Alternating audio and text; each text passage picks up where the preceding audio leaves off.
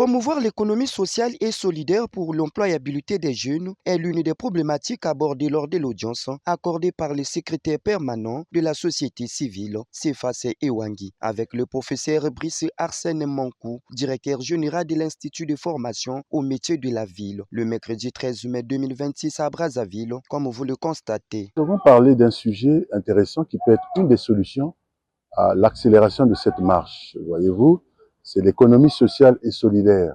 Ça peut être une piste de solutions à expérimenter dans notre pays dans le cadre des recherches de solutions que la société civile, le gouvernement et toutes les composantes de l'État essayent de rechercher.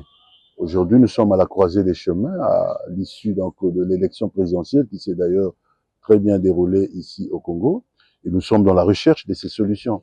Rien n'est figé, rien n'est marqué sur du marbre. Nous avons donc développé la question de l'économie sociale et solidaire, qui peut être la question de la solution à l'épineuse problématique de l'emploi des jeunes.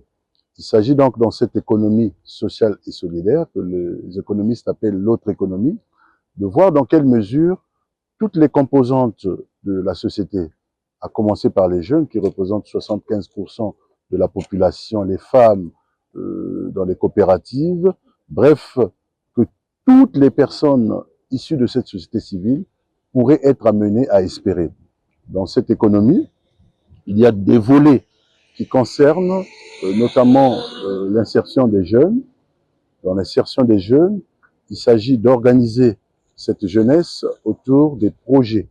Et les projets dont il est question partent du principe que l'agriculture, principe sacro-saint, mener le développement dans notre pays. Après le professeur Brice Arsène Mankou, s'en est suivi une deuxième audience avec le président Lee In-Shin-Wan, président international de l'UFELOCH. Je m'appelle Lee In-Shin-Wan, je suis sud-coréen.